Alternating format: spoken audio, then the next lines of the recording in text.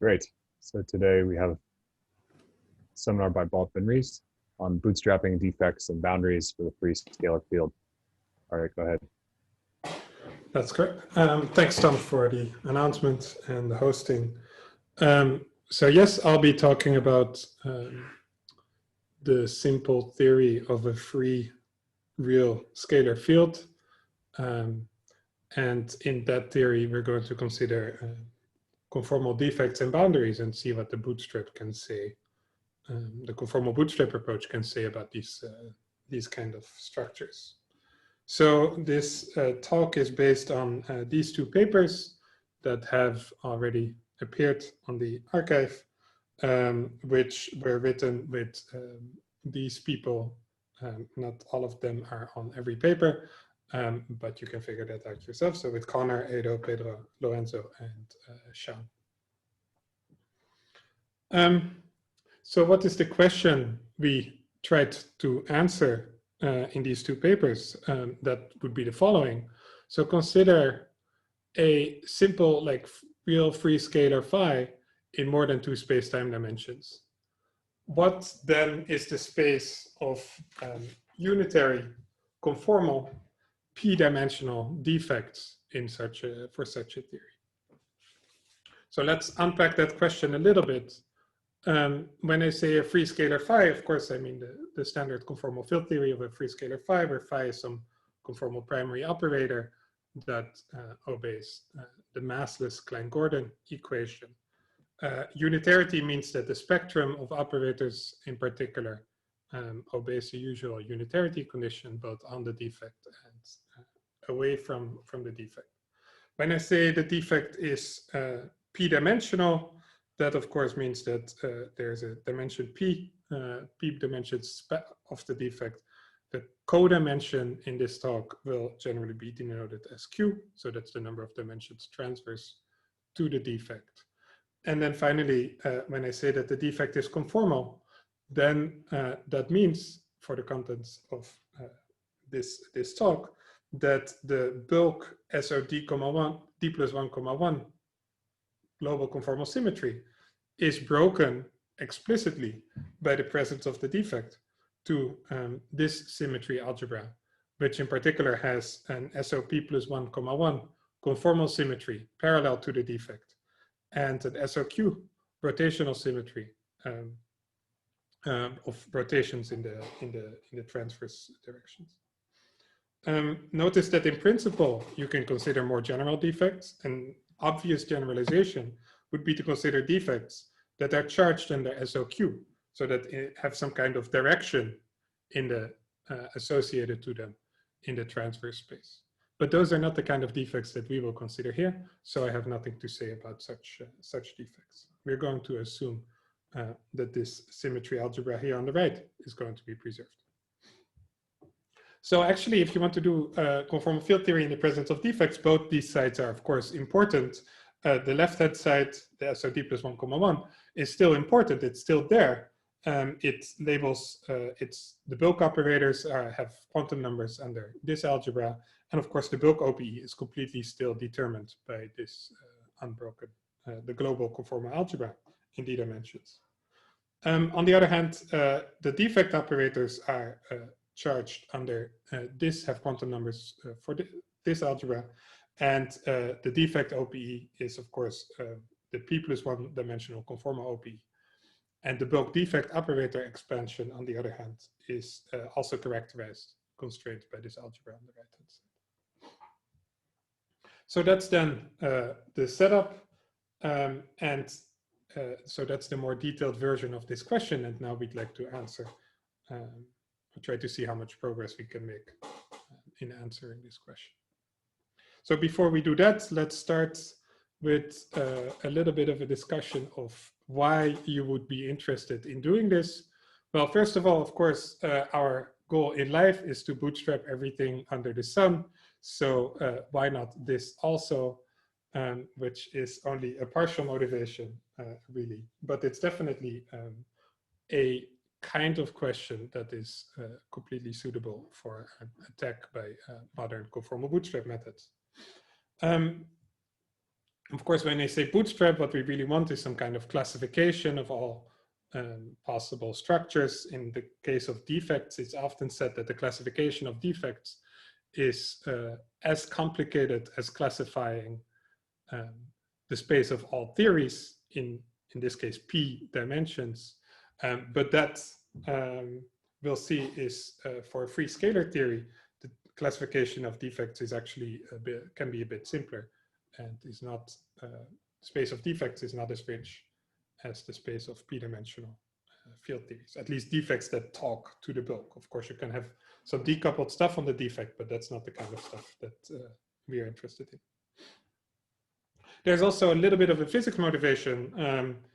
Of course, a typical physical system where free massless scalar fields appear are systems where, well, the free massless scalar fields in physics are basically phonons, or often phonons. And you can ask if phonons can interact with defects in physical systems. So for example, superfluid helium below the lambda point, so at very low temperatures, the physics is dominated by the phonon. So you can ask, well, how do they interact with defects? In this case, they would be vortices, would be the natural defects. And of course, in metals, also at certain rather low temperatures, you will get phonons, the lattice vibration. So you can ask how these could interact with like lattice defects. Defects also appear very often in the supersymmetric field theory literature. For example, there's been a discussion of a monogramming defect. We'll get to what that means in the 4D n=2 hypermultiplet, which is the 43 n=2 hypermultiplet. So that's a free bulk theory. But there have been claims that there are strongly coupled defects in these theories. And indeed, we'll see that these claims, we have no evidence against these claims. And similarly, people have studied defects in the 2,0 theory in 6 dimensions, the abelian theory that is that of a free tensor multiplet. So non-trivial defects in supersymmetric theories are a thing, and is something that people study. Finally, basically a post facto motivation is that we'll see some very interesting crossing equations appear with some built-in shadow symmetry, which are in fact very similar, if not the same, as what was written down by several people in the context of the long-range Ising model, and which have been partially analyzed by Connor in this paper from 2 years ago. And finally, for us, an important motivation is this, that we considered this also a bit of a warm-up for a slightly more involved setup where you have a 4D gauge, abelian gauge theory, which gauges the U1 global symmetry of a 3-dimensional CFT. So the 4D gauge, so the 4D theory is basically supposed to live on a half space, and on its boundary lives a 3D CFT with the U1 global symmetry. And this is a setup that I think is originally due to Witten, where there are these families of CFTs. So you gauge a particular CFT with a 4D Maxwell CFT with the U1 symmetry. You gauge it with a 4D Maxwell field theory that lives on a half space. Then you do an electric magnetic duality in the bulk, or you add the Chern-Simons term, and you go in the new frame to a weakly coupled or decoupling limit. And what you'll find generally is a decoupled 4D Maxwell field in a different frame, and often a different 3D CFT with the U1 global symmetry. And in this way, these 3D CFTs can be said to organize themselves into SL2Z families of theories. They're not really theories labeled one theory per element of SL2Z, but that's often the nomenclature that people use. And since these couplings here between the bulk Maxwell field and the boundary CFT are, at least they are in most cases exactly marginal, it means that you have some kind of conformal manifold of conformal manifold here that corresponds to this setup, where in various weakly coupled limits you recover different local 3D CFTs. So I thought that was an interesting thing to try to bootstrap, and as a warm-up example, we consider here the free scalar. So these are, in a nutshell, the motivations, and hopefully this convinced you that the question that I asked on the previous 2 slides ago, and that I repeated here, is worth investigating. So with that said, how do we try to answer that question? Well, this is our attempt at an answer. We're going to follow the usual bootstrap logic. We assume only conformal symmetry, unitarity, and of course, we have the free massless Klein-Gordon equation in the bulk. Then what we will see is that in the bulk-to-defect expansion of the field phi itself, there's some natural operators, which we're going to call, which are, to some extent, you can see them, you can identify them with phi reduced, or sort of pulled to the defect, and the normal derivative of phi pulled to the defect. And these operators, we will see, form some kind of shadow pair. And it's these operators' correlation functions that we are going to analyze both analytically and numerically. So it's these correlators, the correlators of these operators on the defects that we will bootstrap. And I stress this because that means there's no need to make any further assumptions. So I have been guilty of writing another boundary bootstrap paper about 8 years ago, where we made some assumptions that some one-point functions of bulk operators in the presence of a boundary had to be positive, which in some cases there's some evidence for it, but it's definitely not proven axiomatically. In this case, there's no need to make any further assumptions. So actually that's written here in purple. There's no need for further assumptions. The purple may be a little bit hard to read. That's deliberate. The purple text is basically a reminder for me to make certain comments. I hope you can maybe just make out what's there, but I will definitely say the words that I've written there. So with that out of the way, I wanted to proceed by giving an overview of what is known about defects in the free scalar theory and boundary conditions in the free scalar theory, and what we have added to this discussion. But before I do that, let me ask if there are any questions about the setup and the motivation.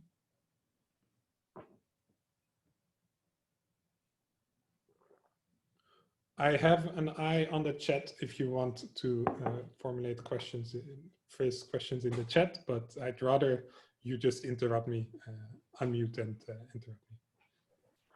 Can I ask a question? Sure. So the assumptions you stated does not include the usual assumption that there's a displacement operator, for instance. Is that supposed to be implicit?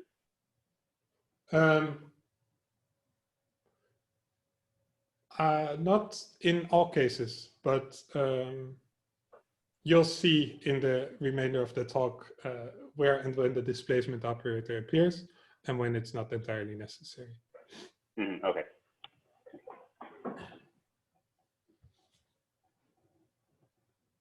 Okay.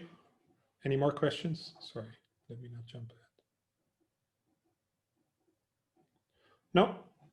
Okay, let's proceed with the overview. So here is, we have an obvious diagram that you need to draw. We have P dimensions parallel to the defect. We have Q dimensions transverse to the defect. So here we have P versus Q, and then we have the equals 2 that we're not going to really consider, corresponding to this line, and the equals 3, 4, and 5, and so on. I must say something about the case Q equals 1, which could be one of two things. If your codimension is 1, it could be that your defect is actually the end of the world. It's a boundary, and your theory only lives on one side of the boundary. Or it could be an interface where your theory lives on two sides. And what I will discuss, I think, is mostly boundary in the context of this plot, maybe. But what I say, I think, will also apply to an interface. But I'll give you some explicit examples of constructions, and these are actually boundary conditions and not interface conditions. So hence this warning here that this is really a boundary. So this puts the q equals 1 line on slightly different footing from the higher q lines, because that distinction, of course, does not exist for higher q's. So what can you do? You have a free scalar theory and you want to introduce some non-trivial defect in that theory. So you can do one of various things. Maybe an obvious thing to try would be to introduce a phi to the fourth coupling, which exists, well, I wrote here boundary, but it should really be on a defect phi to the fourth coupling. And then see if this can lead to a viable construction. So you want the phi to the fourth coupling to be relevant. This is basically the long-range Ising model. In that case, the codimension is auxiliary. And it's really that this is basically the same as the long-range Ising model in p dimensions. So I've drawn here in red the region where the phi to the fourth coupling is relevant. And so if you want to study the three-dimensional long-range Ising model, you would have to be in this window. And so you see that basically for our case, there is not a single point that is useful for us, in the sense that we'd like to construct non-trivial boundary conditions in defects in integer dimensions, but this just does not happen for the long-range Ising model. Only in d equals 2, and I said I was not going to consider d equals 2. There's this one point, which is a boundary in 3 dimensions, 3 bulk dimensions. But in that case, the phi to the fourth coupling is marginally irrelevant. And so it is not a viable non-trivial boundary condition. So that rules that out. There have been other attempts at constructing non-trivial perturbative boundary conditions. Herzog and Huang a couple years ago looked at a bulk phi to the phi theory, bulk free scalar theory, and they added on the boundary either a fermion, a 3-dimensional fermion, or a 3-dimensional scalar. For the fermion, there is a natural Yukawa term you can write down. For the scalar, they considered various interactions that I'm not copying here. And then they looked at the 4 minus epsilon expansion. So that would be this arrow here that I've written here. Their couplings were marginal in marginally irrelevant in 4 dimensions. So I've drawn an open circle in the sense that they did not find anything non-trivial in 4 dimensions. But in the epsilon expansion, they do seem to find some kind of fixed point. So there seems to be a hint of some non-trivial boundary condition for the free scalar theory, at least in this epsilon expansion. Then you can do something slightly more general, which is to consider more than one scalar field. That's not something we're going to do. And you'll find, well, we'll explain later how we can see that the bulk theory has more than one scalar field. So if you have more than one scalar field, bunch of scalar fields phi I, then this is something that was, for example, considered by Simone Giombi and Kanchandani just last December. And they considered multiple scalar fields. They added some interactions on the boundary and did some perturbative analysis in some epsilon expansion, 2 plus epsilon, I think, 4 minus epsilon, these kind of things. But they also looked at the large n limit, which is nice because that works for any d. And they basically seem to find some kind of a range of fixed points between space-time dimension d equals 2 and space-time dimension d equals 5. So with n free scalar fields, you see that you might be able to construct some non-trivial boundary conditions. But this is about it. So you see that most of the work that has been done, most of the perturbative approaches that have been tried are for boundaries and not for higher codimension defects. There's a big empty gap here. That said, there's one exception, which I have not drawn here, but I'll draw on a separate line, because this is the so-called monogramy defect. So if the codimension is 2, you can actually go around the defect, and that's topologically non-trivial. So you have the option, like I've sketched here, that if you go around the defect, you don't quite end up where you started, but you you come back only up to a global symmetry transformation. So really, these codimension 2 defects you should think of as the endpoints of codimension 1 global symmetry operators that correspond to topological defects. So there should really be something attached to this two-dimensional thing, but that's a topological structure, so you don't really see that.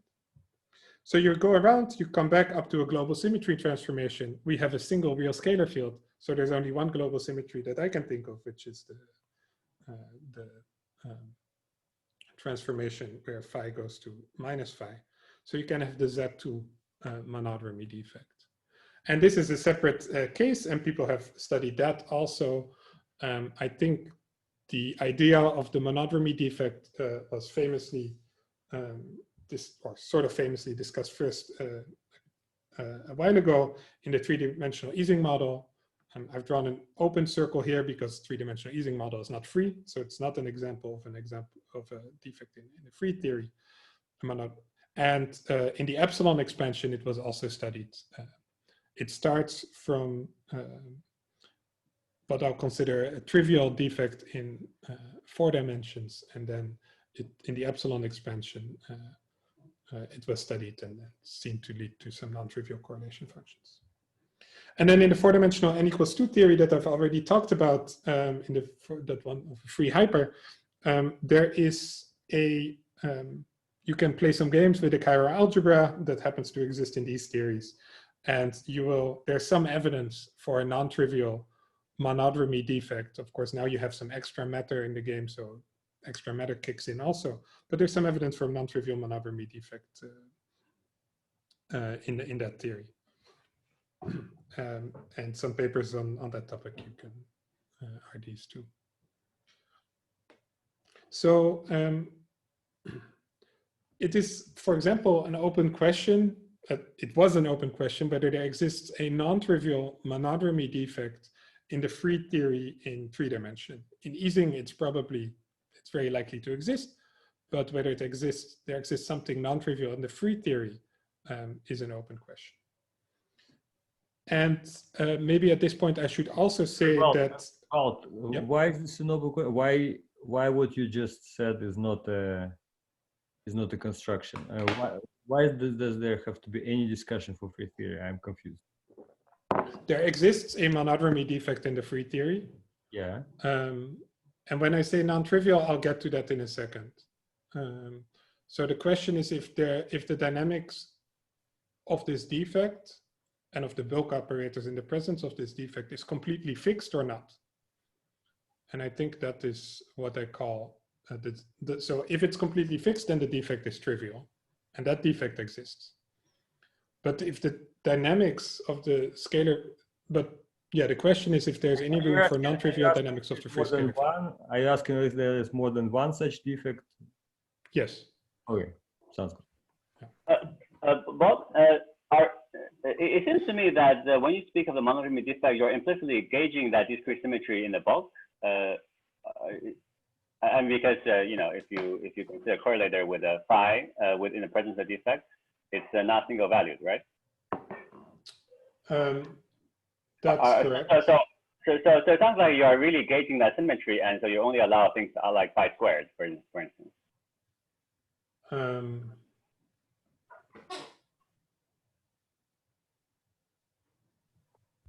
But there are no non-trivial correlators involving an odd number of phi's, right? Yeah. No, but the total number could still be even.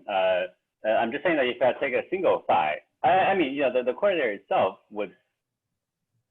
I think the correlator itself makes sense, no? But it might be multi-valued, right? So it has like a square root cut probably. There's a square root cut. Sorry, but you don't want to. This cut is on the topological sheet, right? But you. I mean, of course, if you allow the cut, then it's fine. But then you will not view this as a true codimension 2 defect. If you want to insist on it's a true codimension 2 defect, then you would forbid the operator phi, but only allow phi squared in the bulk. Yes, I mean, sure. So then you would say monogramy defects are not real defects, and maybe I should call them the gauge version of the theory. Yeah, but so I should maybe not call them true defects because, yeah, is it not the same as saying they are the endpoint of codimension at the end, like end line of codimension 1 defects, global symmetry defect? And so sure, but well, okay, it's a question of whether you want to really think of it as a codimension 2 defect or not. Right. Yeah. So there is some structure attached to it, right? And so in that sense, it's not just a localized defect. That's true. Okay. In fact, why do you single out this codimension 2 case? Because wouldn't you think the higher codimension defect can also come with, associated with higher form symmetry, some higher codimension topological surface that's attached, attached to the defect? But if you don't see it at the level of local operators, I have nothing to say about it. But yeah, okay. In principle, it's a possibility. Yeah. In fact, I should say another thing, another class of defects that people have considered is something with a conical singularity. And so where phi is not 2 pi periodic, or theta here, the angular coordinate is not 2 pi periodic, but some other multiple of 2 pi. And so that would introduce a metric singularity right at the point where the defect is. This is, for example, important in the context of entanglement entropy computations. But we also haven't looked at those, so I have nothing to say about that. So we'll just take theta to be 2 pi periodic. Can I maybe just make a quick comment about this sure. non-single valueness? I think it's what she says is true, but the non-single valueness is, it's just very much under control, right? In the free theory, what you will see is like some cosine of theta1 minus theta2 divided by 2, where theta is the angle between the angle in the transverse space. So this correlation function of Z2 odd operators is just discontinuous. On the other hand, all the OPEs are just fine.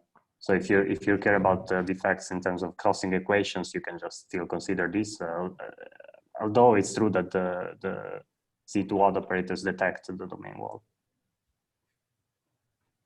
Yeah. Okay, thanks. Any more questions, comments?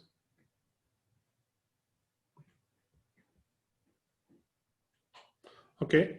Let me proceed to then what our results, at least so far, are in this picture. So we claim to have shown that in most of these cases, the defects are necessarily trivial. And I put trivial here in quotes because people have used the word trivial to say a trivial defect means no defect. That's not quite what our definition is. Trivial means completely solvable. I'll give you a precise definition 2 slides from now. And all the red points here, so all of that means that there's no space for a non-trivial defect in the free scalar theory. The only places where you can have a non-trivial defect is if the codimension is 3 and the spacetime dimension at least 5. And if the codimension is 1, then we have lots of space for non-trivial defects. So these are the results for the non-monogamy defect. I'll get to monogamy in a second. So notice that without monogamy, you cannot have, for example, in D equals 3, you cannot have a line defect in D equals 3. That's non-trivial. You cannot have a surface defect in D equals 4. That's non-trivial. I think these are the most important cases in this picture. And of course, I'll get to I'll explain later how we got those results. So for monogamy defects, they can exist. The n equals 2 example that I mentioned is this one, and that gets a green light from us. We have no reason to believe that those defects are trivial in agreement with the literature. And however, the monogamy defect in the 3-dimension, which Slava asked about, is necessarily trivial. And alternative way of saying it is that it's unique. It's completely fixed. So whereas in 3D easing, there exists something very non-trivial. Of course, it's a very non-trivial bulk theory to begin with. There cannot be such a thing in the free scalar. So here's my definition of what's trivial. A defect in a free scalar theory is trivial if it basically depends on one parameter, which is the 1-point function of phi. In some cases, the 1-point function of phi can be non-zero. I'm not gonna, I mean, it's an easy check to see if a 1-point function of phi is consistent with both conformal symmetry and the equation of motion. That is sometimes the case. And then the 1-point function can be non-zero. So that's a number you can associate to the defect.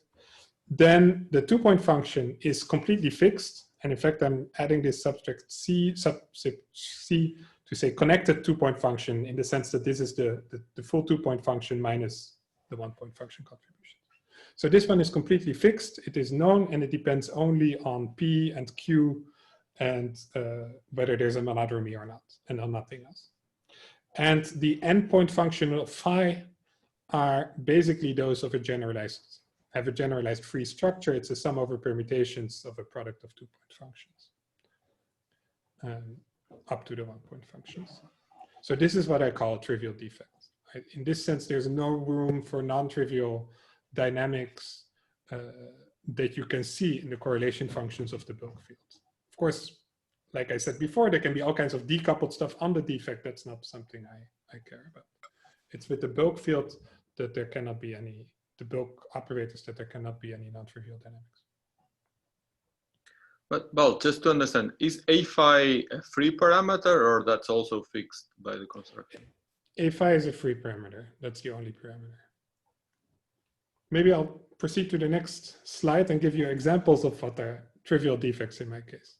So an example of a trivial defect is, of course, if there's no defect whatsoever, there's just nothing there. That's definitely a trivial defect. It obeys all the constraints here, and a phi in particular is 0. And then this example is also known. It's not ours. You take the scalar field phi and you integrate it along your defect and you exponentiate it, so you get something nice and conformal. And this is okay if this is a marginal coupling. So if P and the space-time dimension is equal to delta phi, which can happen in some cases. And in this case, this is basically an example of a defect where you can get a 1-point function for phi, and the coefficient in front of the here is of course the parameter that corresponds to that 1-point function. And then, as it turns out, the 2-point function is basically the same as the connected 2-point function is the same as if there were no defect. So this is your canonical non-monogamy defect with a 1-point function. And then there are the so-called trivial monogamy defects. So those exist in Q equals 2. The 2-point function of phi, given the monogamy boundary condition, was also completely fixable and was computed in this paper. They used it as the starting point of their epsilon expansion computations in the Ising monogamy defect. So this is what I call trivial. I hope this clarifies also some earlier questions that people had. Well, So- can I understand these trivial defects in terms of like some mundane boundary, imposing some mundane boundary conditions on scalar field on the defect, like the Dirichlet, Neumann, whatever? I think most of them,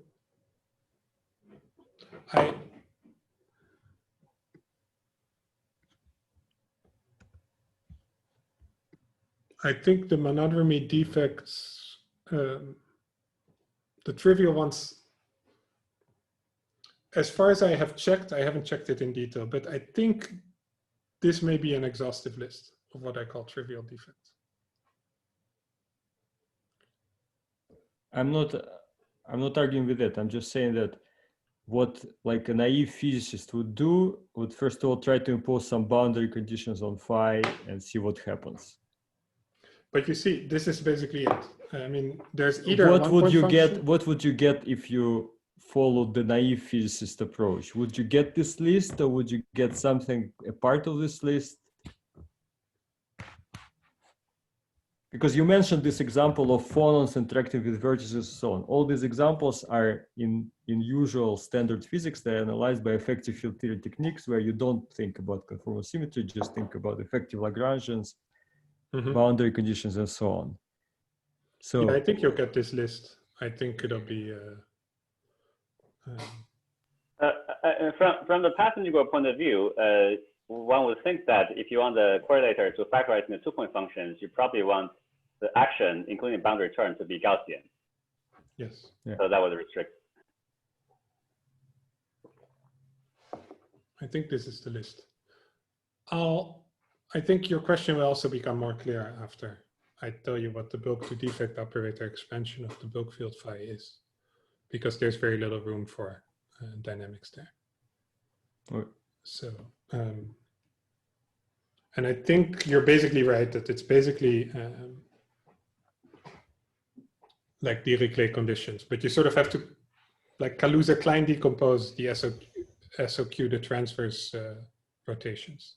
So you would have to impose Dirichlet or Neumann for each of the for each transverse spin separately. But sorry, but it's. I mean, maybe I'm not understanding the discussion, but it's. You need to allow for divergences, right? So one thing is to say what terms you can write in the action on the defect, and then if you have like a local action, you can write it's as exactly as she and as Slava are saying. You write phi and phi squared, then you're done, and phi squared doesn't work. But the 1-point function of phi is going to diverge, for instance, in some cases. So then just a naive boundary condition doesn't work. It would work, I think, if you go to ADS. I mean, this is not going to be good for lattice, but if you just if you want to map the defect to a boundary, you just do a conformal transformation, you go to ADS, then you have boundary conditions for a free field in ADS, and that would probably work. But on the lattice, there's this fact that you could have, I mean, at a fixed point at least, it could diverge. So it's more like terms in the action, local terms in the action, than it's like putting a local operator somewhere. So it's not that you have a boundary condition for the field when it hits another local operator. You could have some sort of divergences, and these divergences are classified, I think. Yeah, I mean, yes, I think you're right. But the divergence can be of two types. And you can say one type is Dirichlet-like and the other is Neumann-like. You can set one of them to 0. I see, okay.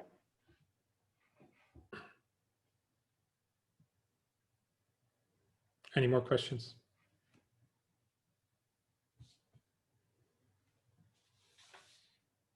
Okay, then I want to go into some of the details, which will, again, probably clarify some of the questions you guys have.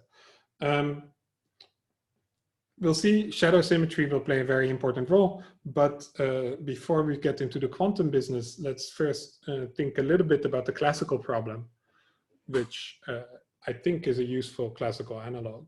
So there's a thing called the Dirichlet to Neumann map, and it maps a function f to a function g. So it's a map from one function to the other.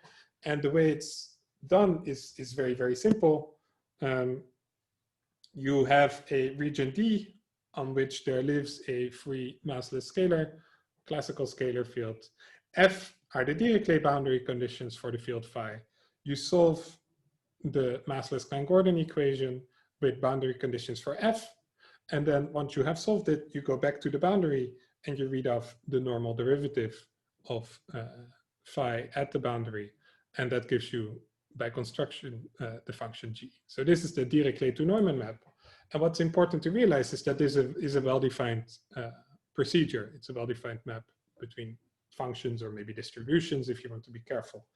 But it tells you that if you know what the Dirichlet boundary conditions are, then everywhere, then you also know what the Neumann boundary conditions are. And of course, since everything is linear, it's a linear problem, you can write the bulk field phi as the integral of f against something like a bulk boundary propagator.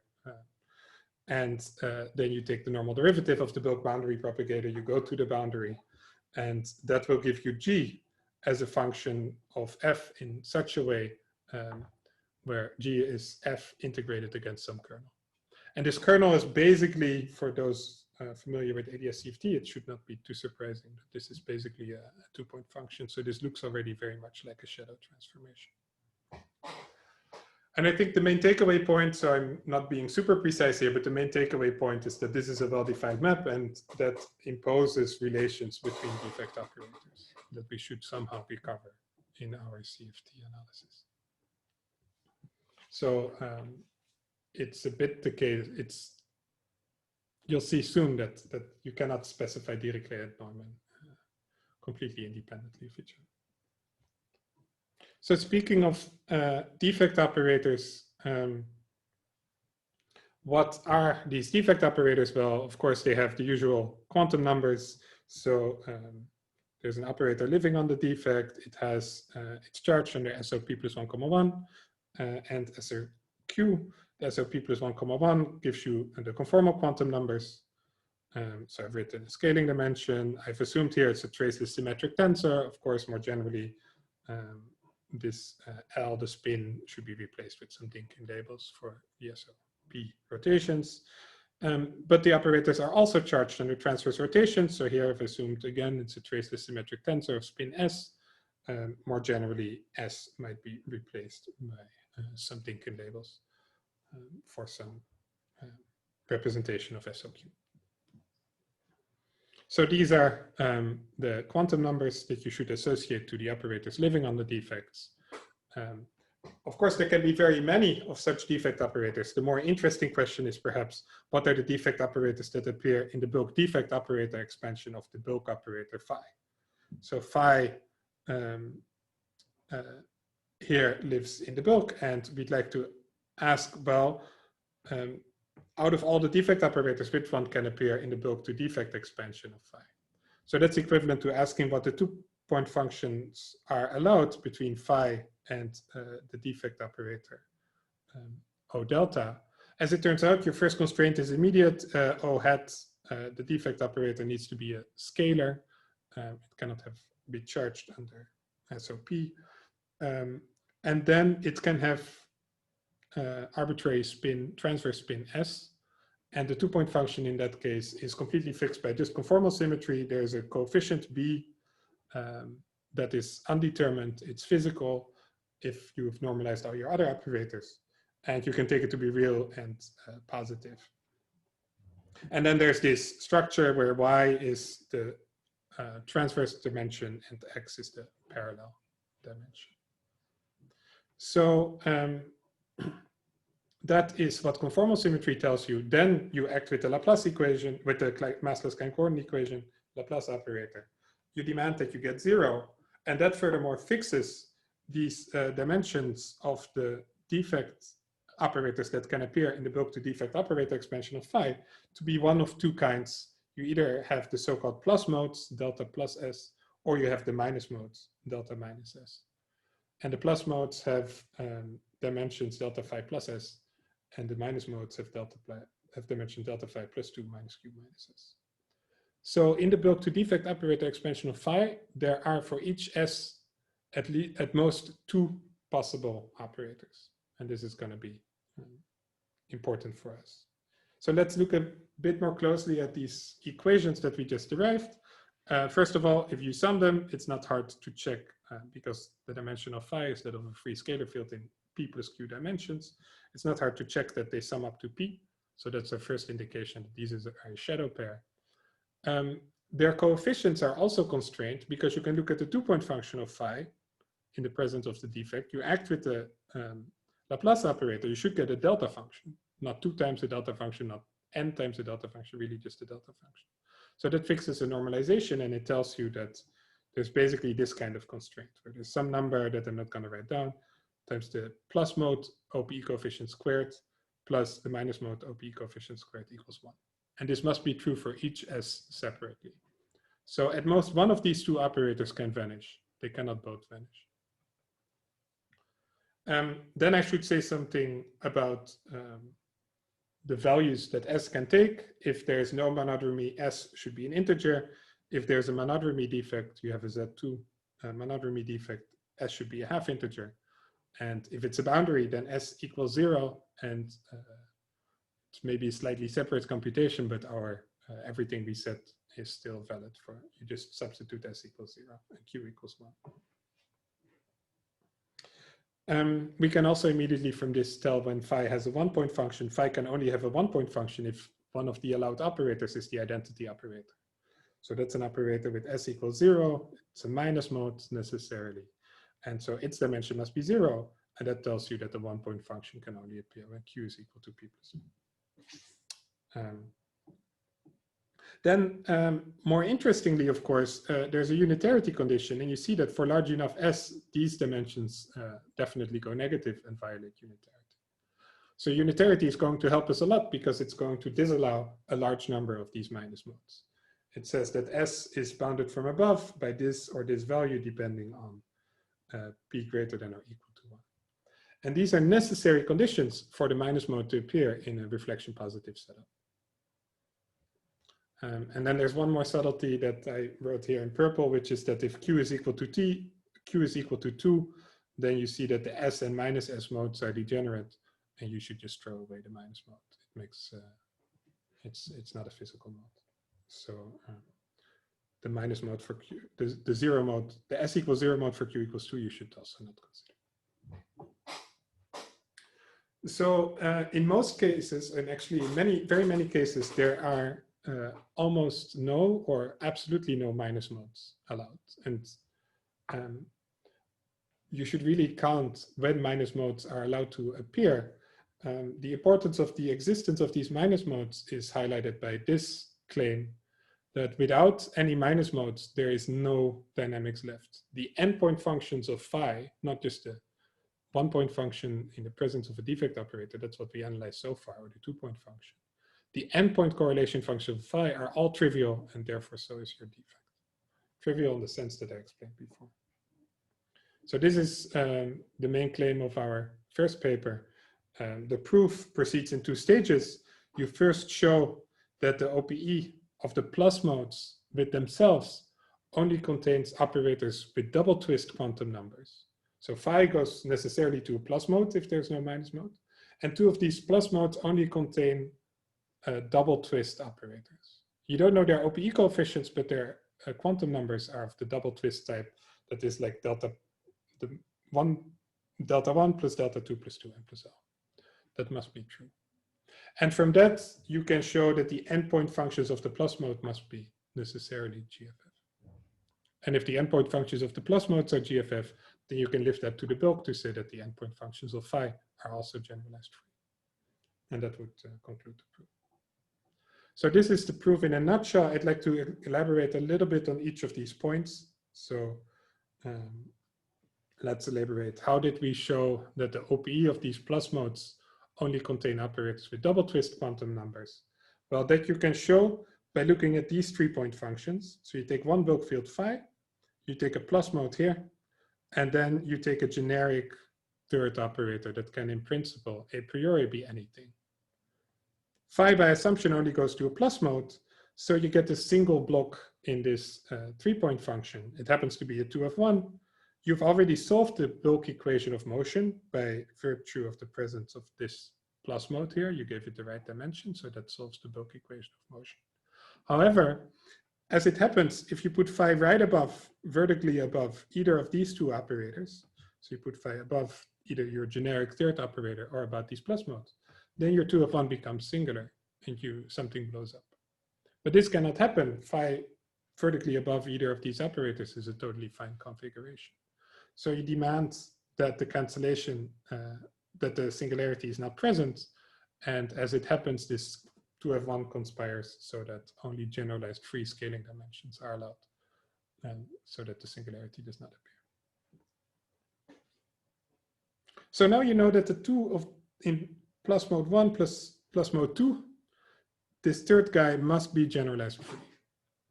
Now it's not so hard to show that then the 4-point function of these plus modes is also generalized free. But we'd like to show endpoint function, and of course that would require mutual, if you keep playing the OPE game, you would require the mutual OPEs of these generic correlations and so on. Generic of these double twist guys and then double twist and so on and so on. So that's hard, and you should stop playing the OPE game at this point. Instead, to show that the endpoint functions of the plus mode must be generalized free, you can play it basically, do a little dispersion relation trick. So here's our theorem that we used, which is a theorem in itself, a theorem about any conformal theory that shows this fact. If you have in an OPE of two, let's for simplicity say identical guys that we call psi, they're not fermions, they're just arbitrary operators. If the spectrum of operators is that of a generalized free theory, so you have the identity, and then a bunch of operators whose OPE coefficients I don't know, but whose quantum numbers are those of the generalized free theory, then the correlation functions of the endpoint correlation functions of psi are generalized free. And the proof of this is a dispersion relation argument, which basically uses the discontinuity in these discontinuities in these correlation functions are given by commutators. And if you take a commutator here, you look at the discontinuity, well, you get some contribution from the identity. So that's this guy. But everything else here is analytic. And because it's analytic, it doesn't contribute to the commutator. And that basically gives you, since you know all the discontinuities in these correlation functions, you know all the, the full correlation function. And it's generalized free. There's some subtleties in the proof that I'm not going to mention. One of them is, as you need to show that you need to pick a configuration in this endpoint function so that the OPE, the relevant OPEs converge. Here I wrote an OPE. Here I used it. So in this second argument, it better converge everywhere along the discontinuities, along the cuts. And that was a little subtle, but we managed to circumvent or to find a solution to that subtlety. And also you have to be a little careful if these operators live in one dimension, because they all live on a line. You cannot necessarily sort of commute operators so easily, but we also resolved that subtlety in the paper. Question? Yes. Is there also some circle at infinity you have to drop? Is this fixed by the same usual Regge limits, asymptotics? No, I don't think we need to do anything complicated like that, because we don't have to go onto other sheets. So I think I checked that you can just say that it vanishes by cluster decomposition. So all the contour is actually Euclidean. So this I see. Okay. Well, not quite, but all the distances grow large at infinity, except yeah, their light cone. Yeah, I don't think you get you have to worry about light cone singularities. They're basically, the light cones are basically this. Okay. And everywhere else, there's just a distance that becomes very large at infinity. So of course you cannot, I mean, you don't get cuts if you just restrict yourself to purely Euclidean configurations. Yeah, You exactly. get them by going to Lorentzian time. But still, at Lorentzian time, at large times, you're in flat space. At large times, things fall off. Things go to zero. Well, if there's space like separated. I mean, but also for large time-like separation, right? I mean, it just looks like more powerful than, for instance, the inversion formula, for which these circles could be dropped only for some spin large enough, because otherwise. Right, but the inversion formula has an extra D here. Yeah, yeah. And So you're saying that's the okay. difference. I see. I just need the disk, so I don't think I need to. Okay, thanks. To go much further.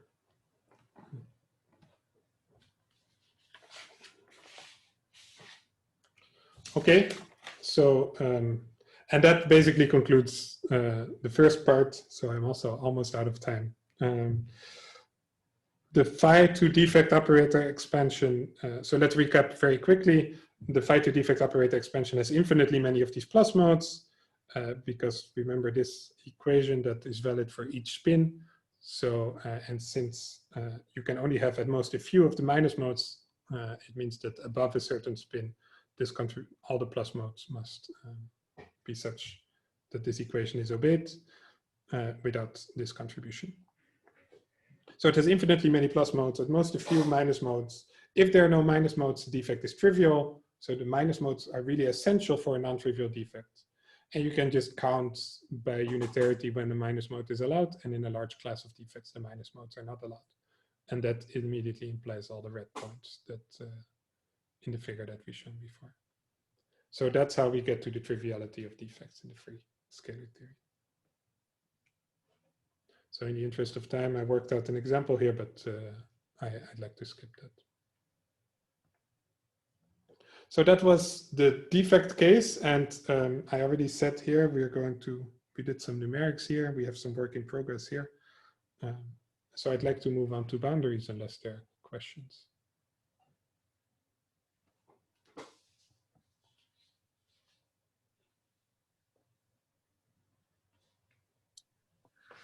Well, perhaps it's a bit too soon to ask, but I will try anyway. So in the boundaries, you're going to discuss probably some examples in perturbation theory, right? Where you couple to one lower dimensional CFT. Do you understand why this doesn't work? So for example, in D equals 2 and 4 dimension, I mean, in 4 dimensions with a 2-dimensional defect, why can't I put a 2D CFT and weakly coupled? You just proved that it's not possible. Do you understand what goes wrong in perturbation theory? That's one of your excluded points, right? No, I have not done more than this. So do you want a nearly marginal operator? Yeah, let's say I take D equals 4. I take some 2D CFT with some operator with dimension 1 minus epsilon. I couple that operator to phi. It has dimension. I think we got. But you say this does not work. Why? It's a green dot. It's not a red dot. So why is D equals 4, Q equals 2 is a red dot, right? 2, 2. This one. Yeah, that's a red dot. Why is this a red dot? I think you will. Well, we either found beta functions of the wrong sign. But you see, it's like you can cook up your CFT2, right? You can decide, let's choose these OP coefficients this time. I mean, there's so many CFT2s. So it's, but anyway, so it was, if you don't know explicitly what goes wrong, it's okay. I was curious to understand that.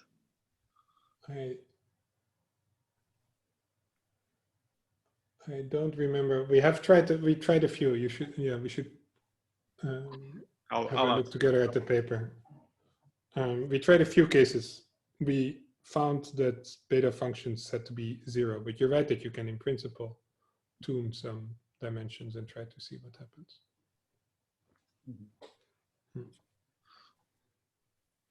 Thanks, Balt. I think, we basically, what we found is that either conformal symmetry is broken in some subtle way, or there is, so for example, in D equals 2, you may have a phi squared coupling that you have to worry about that is induced and that breaks conformality, or in some weird way by some anomaly, or beta functions were of the wrong sign. But, yeah. Okay, any more questions?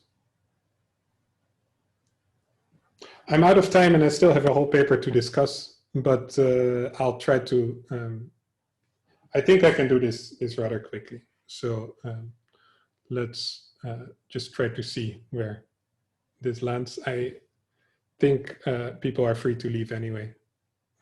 Nobody's stopping them.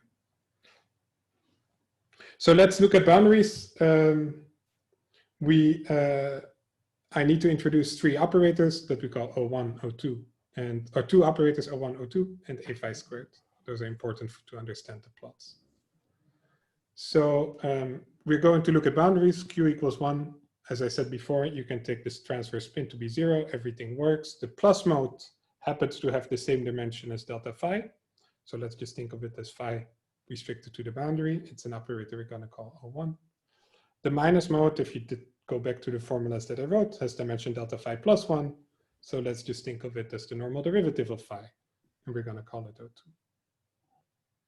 The coefficients, there was this linear relation between the coefficients squared. In fact, if you analyze the 2-point function, you will find that the b phi 1 squared is just given in, well, you can sort of, there's one linear relation, so there's one independent coefficient, and I want to say that the independent coefficient can be taken to be a phi squared, which is the 1-point function of phi squared. So the 1-point function of phi squared, we're going to call it a phi squared. There's a position-dependent factor that's not important.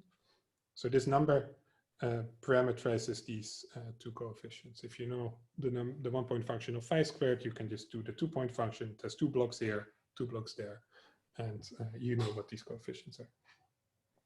And clearly, if b phi 1 squared is 0, then phi disappears. So that would be Dirichlet boundary condition. And vice versa, you have Norman if b phi 2 is equal to 0. So you see a phi squared cannot be too negative because b phi 1 squared is positive. And a phi squared can also not be too large because then b phi 2 squared would be negative. So we'll see, we'll do numerics for d equals 4, and then a phi squared must lie between -1/4, which is Dirichlet, and +1/4, which is Norman. So 3-point functions, we have to do the same analysis, but now we have 2 blocks here, O1 plus O2, but we do investigate the same 3-point function phi, O1 or O2, and then, phi, O1 or O2, and a generic third operator. So that's a thing we can do. You get 2 blocks, so there's no need for certain operators to disappear. You can just have a relation between the coefficients in the 2 blocks. So you get relations between the 3-point functions 1, 1, O hat, 2, 2, generic O hat, and 1, 2, generic O hat. The 2 blocks are just 2 of 1, so they're again rather easy. You get the same type of singularity as in the defect case, and you demand the cancellation, and you get these kind of relations. So these are the relations I also have here. They're basically the usual shadow. I say here, they're basically, as in the Dirichlet to Neumann map, you could also have obtained them by doing a shadow transformation. But I think it's a bit cleaner to do them in this rather physical way without having to work with these often ill-defined integrals. They happen to also be valid when the gamma function has poles, so then you just get some zeros. I think an important thing to highlight is that if the spin is odd, then of the generic third operator, then it cannot appear in the OPE of identical operators. So 1, 1 O hat is 0 and 2, 2 O hat is 0. And that means that this gamma function must blow up in order to get the 0 on the right-hand side if you want a non-trivial 3-point coupling. And this means that for odd spin, the only allowed operators are basically those of a generalized free. The only dimensions are those of generalized free theories. And there's a relative coefficient here that is fixed in terms of the 1-point function of phi squared, which is therefore going to be a parameter for our numerical analysis because we would like to impose these conditions, but there's this parameter here. So we're going to have to do different numerical runs for different values of a phi squared.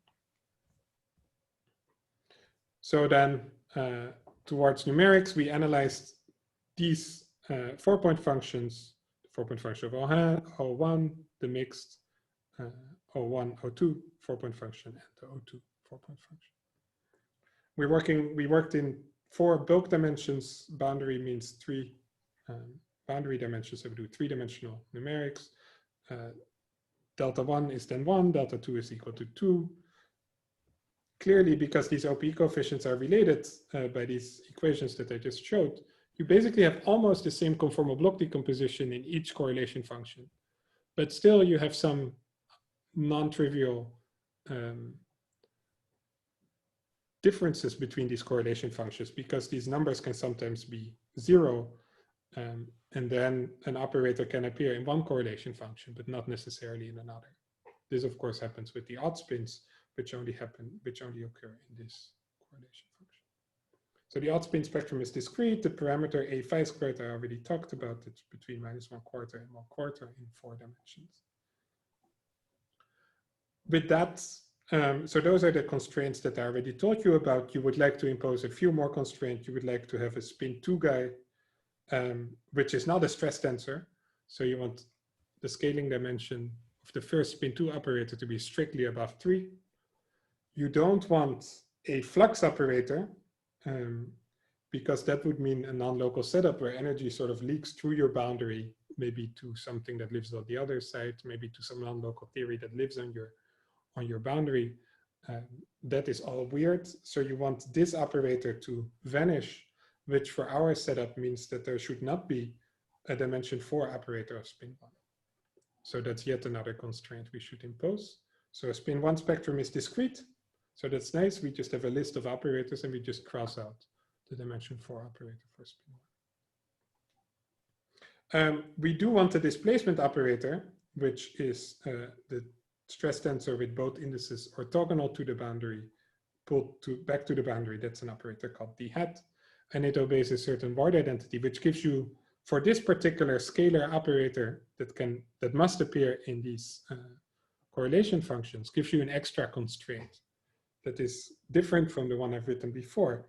And it basically fixes F11D and F22D in terms of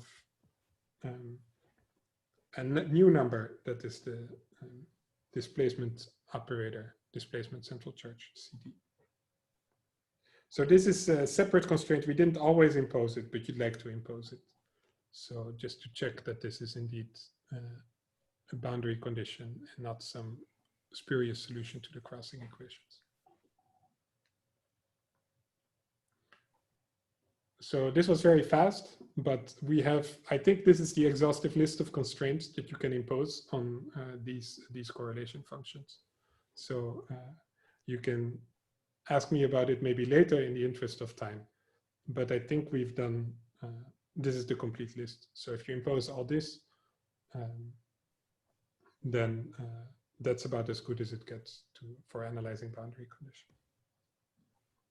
So numerical results, let me skip that. So a simple thing to try is the 1-point function of, sorry, the gap in the spin 2 sector, which is this dimension, which must be above the unitarity bound as a function of the 1-point function, which of phi squared, which sits between -1/4 and +1/4. So this would be the Dirichlet value. This is the Neumann value. And you just try to maximize the gap in the spin 2 sector. So the nice thing, of course, is that you're guaranteed to not have a local theory because none of the points on the boundary of this curve have a stress tensor.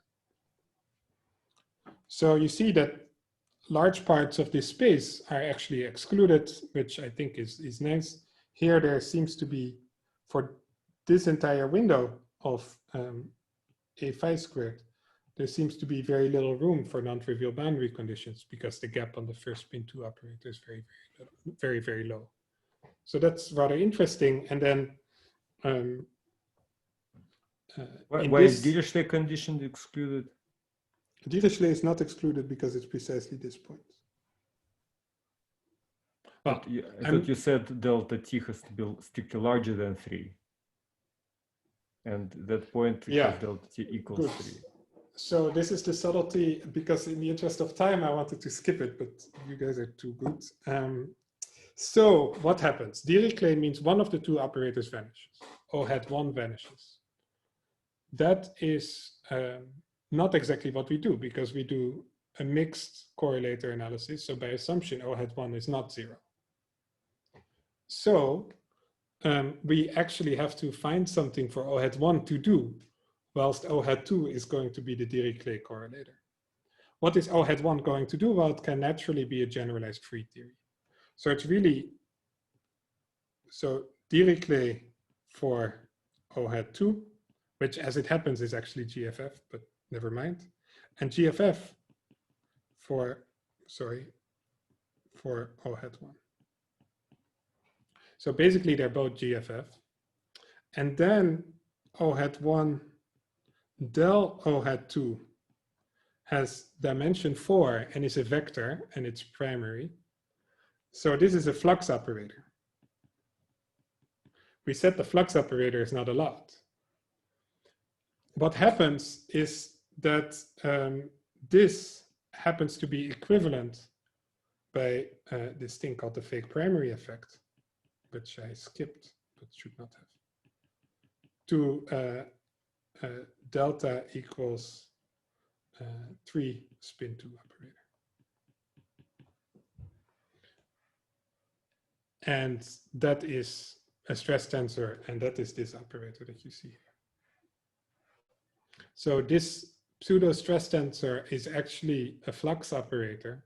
The OP coefficients do a little weird thing, so that's why it's a flux operator and not an actual stress tensor. But could I, if I don't want to like bother about this subtleties, could I just say that let's look at this plot everywhere except precisely the 2 endpoints, and there we don't have to worry about the subtleties? Exactly. Yeah, that's fine. Yeah. Here, but you may want to sort of make a smooth connection to the endpoints. Here, it's a different, this is a different solution that we also understand, where O1 is GFF and O2 is equal to O1 squared. So it's a single GFF. That explains the 4 at +1/4. What's not explained is this thing. And this, I think, is interesting because this may be a new boundary condition. This is a kink in our numerical data, and we don't know where it comes from. And it seems to obey all the constraints we gave it. So in the interest of time, I also have a plot about CD versus A phi squared, where you see a similar kink. But I'm going to skip the discussion of that one and just jump immediately to a 3-dimensional plot where we zoomed in the vicinity of the kink. So you see A phi squared is very close to 1/4. And you have CD here. You have A phi squared there and our spin 2 guy gap there. So you see, if you project onto the back wall, you would find something that would be something like this, which is precisely the curve in the vicinity of this thing. It goes up very quickly and then it grows rather slowly, which is precisely this. This is A phi squared versus delta t. The other kink that you have as CD as a function of A phi squared sits a bit sort of behind it all. So it goes a bit, does something like that. You cannot quite see it. But one of the things that was interesting is that we extracted the spectrum at this red point here. And it was consistent with everything. So here we extracted the spectrum. And one of the things that I'd like to highlight is that the OPE coefficients of the dimension 4 scalar, this thing, they are computable and they seem to be pointing in the right direction in the sense that you don't need sort of a backup scalar of dimension 4. In this case, if I go back here to this kink, it was not at all obvious that the displacement operator word identity was going to be obeyed because we didn't look at it. There could be different operators of dimension 4 that would, one of which would be the true displacement, and other would be just some junk, and then this would be an unphysical boundary condition. But that's not the case. It turns out that you don't need another operator, scalar operator of dimension 4. There's only one, and the OPE coefficients that you can numerically read off or fix are just completely compatible with that guy being the displacement operator. So that was nice. And then you'll see various other features. There's no spin 1 operator of dimension 4, which we impose by hand. The first spin 2 operator has dimension 3.9 something. So it's definitely not a stress tensor. And there is a spin 3 operator of dimension 6, which is responsible for the breaking of the higher spin symmetry of the bulk. So if this is a boundary condition, it's not one that has higher spin symmetry. So that's basically all I wanted to say. There's a conclusion slide, but it basically repeats what I said. There's no room for non-trivial dynamics if there are no minus modes in a general defect. That excludes a lot of defects. There's a shadow symmetric bootstrap problem that we analyze numerically, and that you can, of course, extend in various directions, that you may want to attack analytically. We haven't tried that at all. And that led to a particular kink, if we analyzed it numerically, that may indicate a new boundary condition for the free scalar field in 4 dimensions, so a 3-dimensional boundary condition. And so with that out of the way, let me repeat this spectrum as a puzzle for you. Try to find the boundary condition for a free scalar field theory in 4 dimensions that reproduces this spectrum, and then I would be very happy. So thank you for that. Sorry for going so much over time.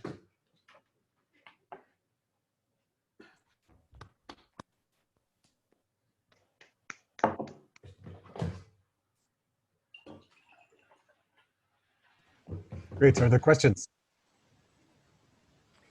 So, Balt, what are the black numbers in this plot and in this table and the red numbers? What is the difference between black and red? There are OPE relations. So I think in this case, for example, you can read off the black number. Yeah. And since we imposed the OPE relations, the red numbers are not really read off from the numerics, but they just follow immediately from the OPE relations. And for example, for operators which have integer value dimensions like 6, right. This is just fixed by some. No, then they're not. Then one of them is fixed to be 0 because there's a gamma function that blows up. Yeah. But for example, there were all black numbers. So let's go back to the OPE relation.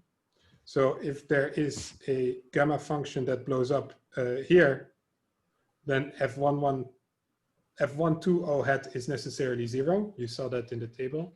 Mm-hmm. And then F110 hat and F220 hat are unconstrained. So you have to read off both of them from the numerics. And so they're both black in the table that we showed. Mm-hmm. Right. So 1,1 is 0 and 1,2 is 0, and then 1,1 and 1,2,2 are independent numbers that you have to read off numerically. But for generic dimension, if you know 1,2, then you also know these two guys. And so red is in that sense not read off from the numerics, but just by plugging 1,2 into the OP relations. Is the middle column positive by unitarity? Sorry, the F12 column? I think, yeah, no, I think you can always flip all the OP coefficients, right? I see, so that's just everything. a choice. I see. Yeah, I think that's a choice, and then everything else is fixed.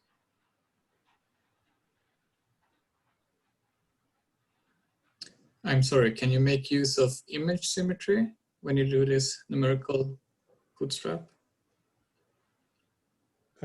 Which symmetry? Image symmetry, when you kind of like mirror one of the fields through the, or maybe you're looking at boundary operators now. Yeah, these are just boundary operators. Okay, okay, I see. Because for the bulk, there's no positivity, or yeah, the crossing symmetry in the bulk, if you throw bulk operators into the mix, are not as nice.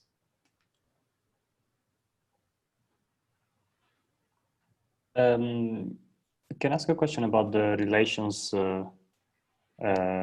coming from the non-singularity of the correlation function? So do you have any feeling for how this may work, if something like this may work in a more generic conformal field theory?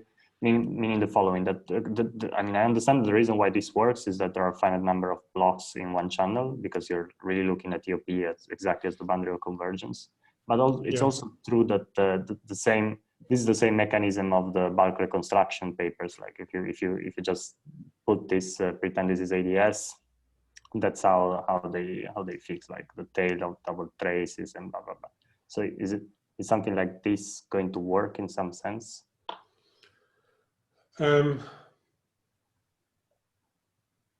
I don't know, but it doesn't sound like the nicest thing to do, right? Is it not like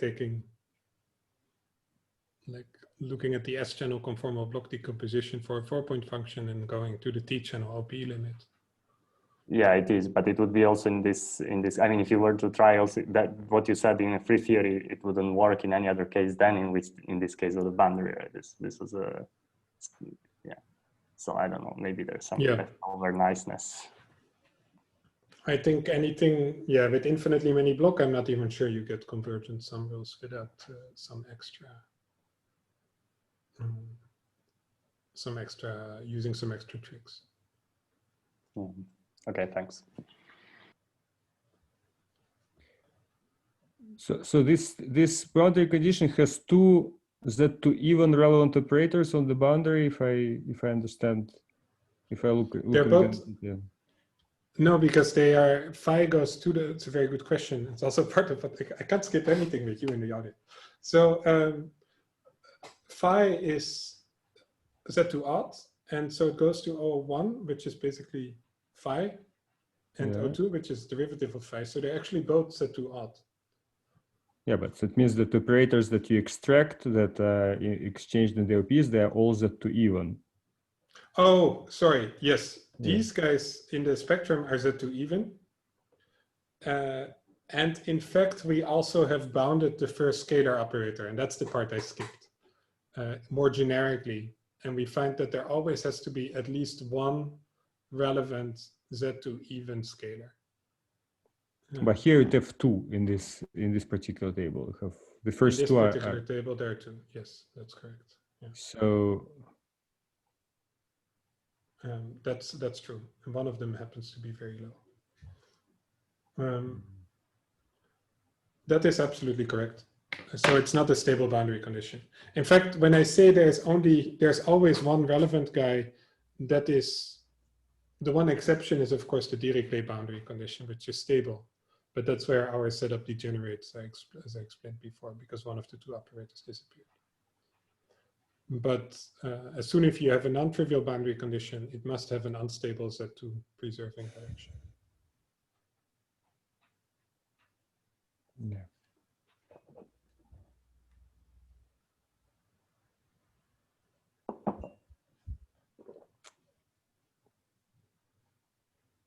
Okay, so let's thank Paul again. See you all next time. Thank you for coming. Thanks, guys.